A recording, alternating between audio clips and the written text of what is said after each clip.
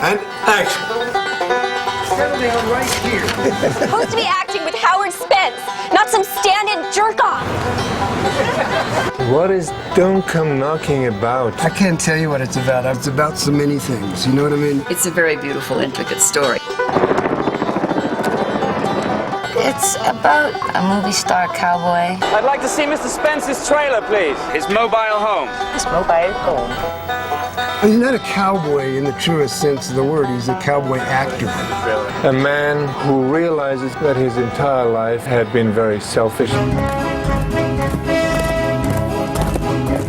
And who realizes in a situation where he's almost dying that nobody would have given a shit. He goes AWOL off set and just rides the horse into the middle of nowhere. He's so horrified of his own selfish life that he has to run away from it. It's about the search for the part of us that we're sort of confused about and don't understand. Oh, shit. Oh.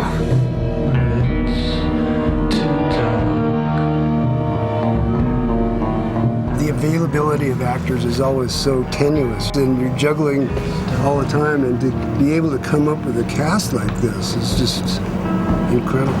Mrs. Spence does have one son, Howard, played by Sam Shepard, and he left. Howard left the nest about 30 years ago. And there's been no interaction, no communication. What kind of trouble are you in, Howard? Trouble. Well, a man doesn't go off for 30 years without a word, then show up at his mother's door unless there's some kind of serious trouble.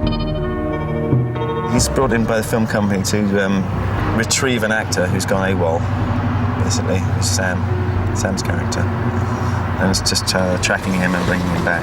Have you seen this man? Yeah, yesterday.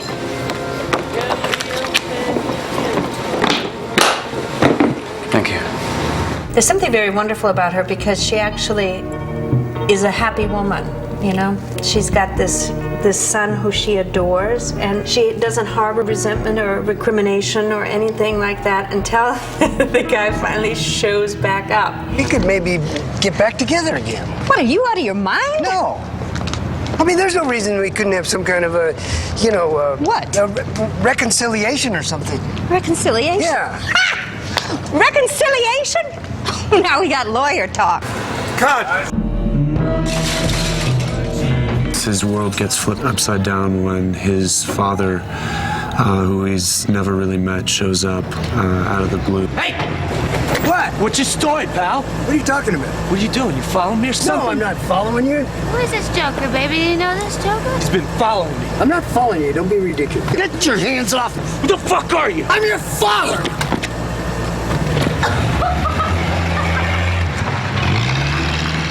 I find Vim sort of absurdly generous with his time and his insight.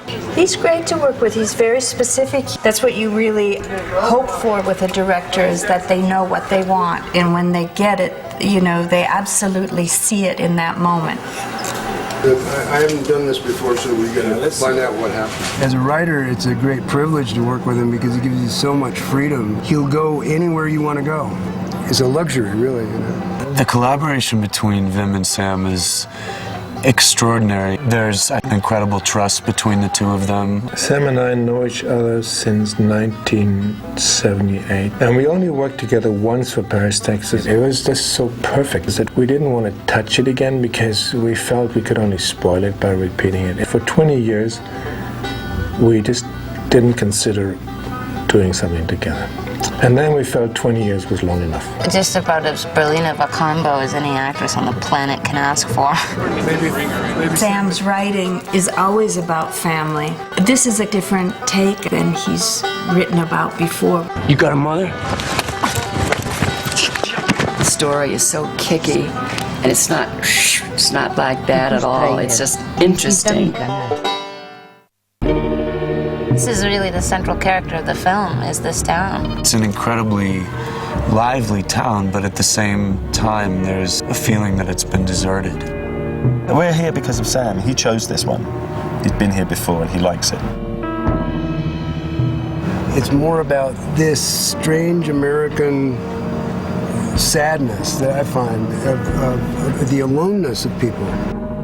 I was more drawn to this film than anything that I've ever been presented with. This is for you. In terms of having a good time, this is definitely number one. It doesn't get much better than this.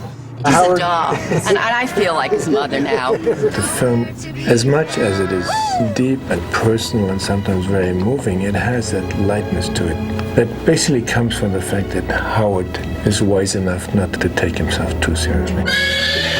Howard, who is Howard? Where did he go? Where